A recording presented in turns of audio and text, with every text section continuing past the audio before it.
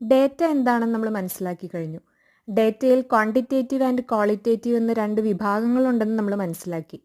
ഇനി അതിൽ ക്വാണ്ടിറ്റേറ്റീവ് എന്താണെന്ന് നമുക്കൊന്ന് നോക്കാം.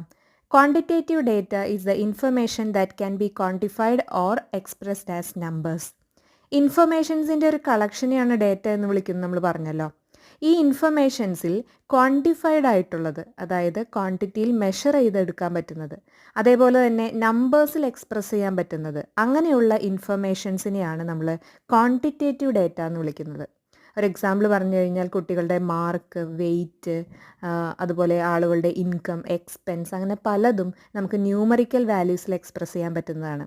അവയൊക്കെ ക്വാണ്ടിറ്റേറ്റീവ് ഡേറ്റയുടെ ഗണത്തിൽപ്പെടുത്താവുന്നതാണ്.